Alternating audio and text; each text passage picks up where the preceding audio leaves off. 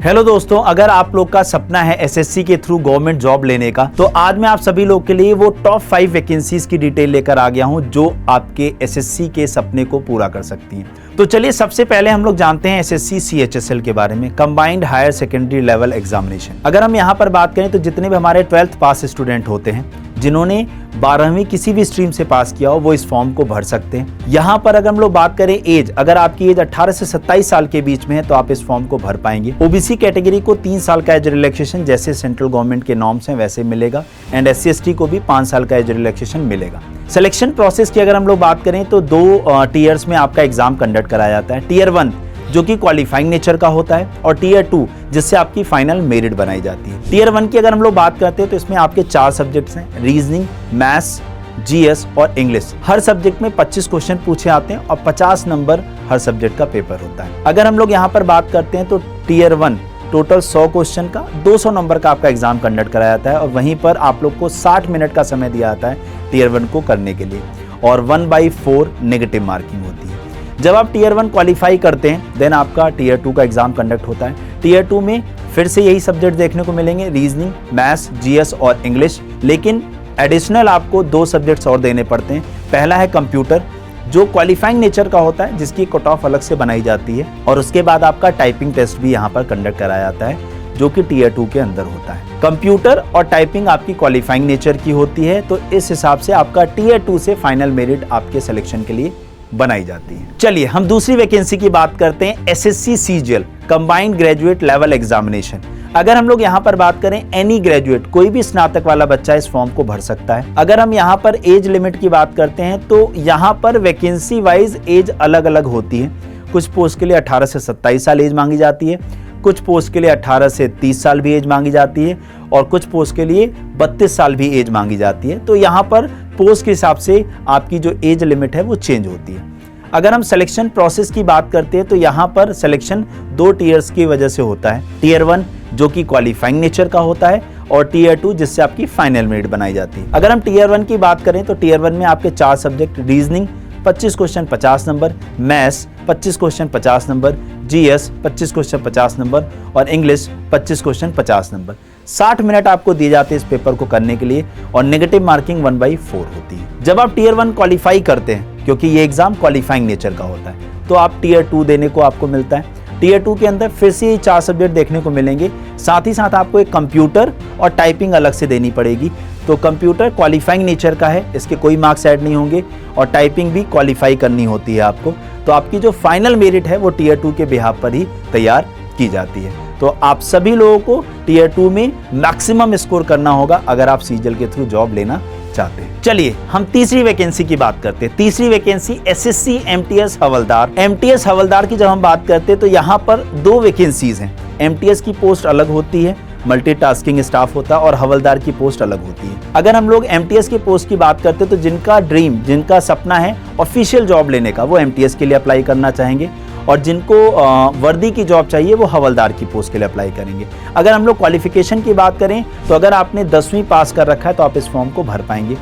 Age limit की जब मैं बात करता हूं तो यहाँ पर 2 एज लिमिट्स हैं, 18 से 25 साल सभी MTS के बच्चों के लिए, और 18 से 27 साल सभी हवलदार के बच्चों के लिए। अगर मैं यहाँ पर बात करूं, OBC को 3 साल का एज रिलैक्सेशन मिलेगा, और SC/ST को 5 साल का एज रिलैक्सेशन मिलेगा। अगर हम सिलेक्शन प्रोसेस की बात करते हैं तो MTS की पोस्ट के लिए आपका केवल एक एग्जाम कंडक्ट कराया जाएगा, जो 2 सेशंस में डिस्ट्रीब्यूटेड है। सेशन 1 में अगर हम बात करें तो रीजनिंग और मैथ्स आपके 2 सब्जेक्ट आते हैं। ये सेशन क्वालिफाइंग नेचर का होता है। 20 क्वेश्चन होंगे मैथ्स में 60 नंबर का, रीजनिंग में 20 क्वेश्चन होंगे 60 नंबर का, और इसमें आपको 45 मिनट्स का समय दिया जाएगा, और इसमें कोई नेगेटिव मार्किंग नहीं होती है। जब आप सेशन 1 ओवर करते हैं तो आपका सेशन 2 का एग्जाम शुरू हो जाएगा, जिसमें आपके GS और इंग्लिश पूछी जाएगी। GS में 25 क्वेश्चन 75 नंबर, और इंग्लिश में 25 क्वेश्चन 75 नंबर। यहाँ पर नेगेटिव मार्किंग 1 नंबर की होती है, और आप लोग को 45 मिनट्स का समय दिया जाएगा, और आपकी जो फाइनल मेरिट है वो इसी सेशन 2 के बिहाफ पर तैयार की जाती है। और जो बच्चे हवलदार की पोस्ट के लिए प्रेफरेंस देते हैं उन बच्चों का बाद में फिजिकल और कंडक्ट कराया जाता है, और उसके बाद उनकी फाइनल मेरिट तैयार की जाती है। चलिए हम बात करते हैं अगली वैकेंसी की, जो कि है एसएससी जीडी। बहुत बड़ी जॉब, बिकॉज आप लोग को पता है कि एसएससी जीडी के अंदर हर वो बच्चा जो 10वीं पास है वो अप्लाई कर सकता है। अगर हम लोग यहाँ पर बात करें एज लिमिट की, तो 18 से 23 साल यहाँ पर एज मांगी जाती है और ओबीसी को 3 साल का एज रिलैक्सेशन और एससी एसटी को 5 साल का एज रिलैक्सेशन दिया जाएगा। अगर हम लोग यहाँ पर सिलेक्शन प्रोसेस की बात करें तो सबसे पहले आपका रिटन एग्जाम कंडक्ट होगा जिसे हम सीबीटी बोलते हैं। उसके बाद आप लोग का फिजिकल कंडक्ट होगा और देन उसके बाद आप लोग का मेडिकल और डॉक्यूमेंट वेरिफिकेशन। अगर हम लोग बात करें यहाँ पर एक बैरियर है हाइट का। मेल कैंडिडेट अगर आपकी हाइट 170 सेंटीमीटर से ज्यादा है तो आप इस फॉर्म को भर पाएंगे, और फीमेल कैंडिडेट्स अगर आपकी हाइट 157 सेंटीमीटर से ज्यादा है तो आप इस फॉर्म को भर पाएंगे, अदरवाइज आप इस फॉर्म को नहीं भर पाएंगे। सबसे पहले हम सीबीटी की बात करें, कंप्यूटर बेस्ड टेस्ट की, तो यहाँ पर आपके 4 subjects, reasoning 20 question 40 number, GS 20 question 40 number, maths 20 question 40 number, और इंग्लिश या हिंदी इकलौता ऐसा एग्जाम एसएससी का जहां पर हिंदी या इंग्लिश में आपको ऑप्शंस मिलते हैं, 20 क्वेश्चन 40 नंबर। अगर हम बात करें 80 क्वेश्चन का आपका पेपर और 160 नंबर का होगा, आपको टोटल 60 मिनट का समय दिया जाएगा।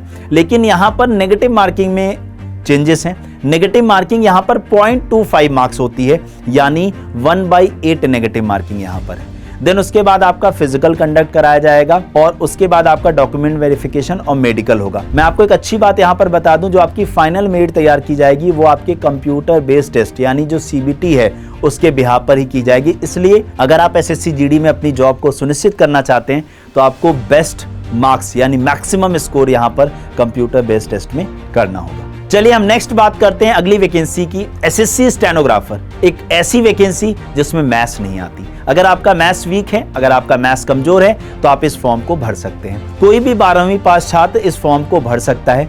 यहाँ पर अगर हम लोग बात करें एज लिमिट्स की, तो स्टेनोग्राफर 2 ग्रेड्स में आता है, ग्रेड सी और ग्रेड डी।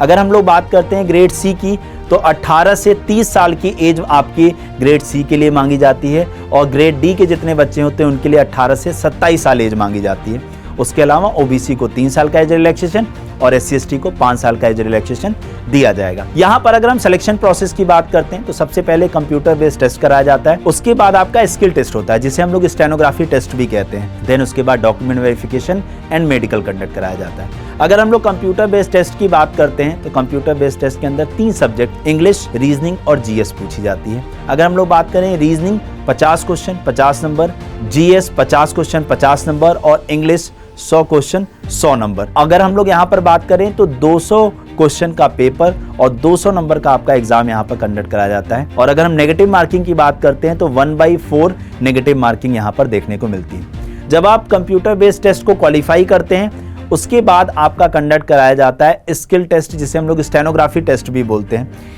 अब इस स्टेनोग्राफी टेस्ट के अंदर सबसे पहले 10 मिनट का आपका एक डिक्टेशन होता है। जब आप इस डिक्टेशन को पास कर लेते हैं उसके बाद आपको ट्रांसक्रिप्शन टाइम दिया जाता है, यानी जो आपने शॉर्ट हैंड में लिखा है उसको कंप्यूटर पे टाइप करने का आपको समय दिया जाता है। स्किल टेस्ट हमेशा क्वालिफाइंग नेचर का होगा, तो जब आप इस एग्जाम को पास कर लेंगे, क्वालिफाई कर लेंगे, देन आपका डॉक्यूमेंट वेरिफिकेशन और मेडिकल होगा और आपके एसएससी स्टेनोग्राफर बनने का सपना जो है वो पूरा हो जाएगा।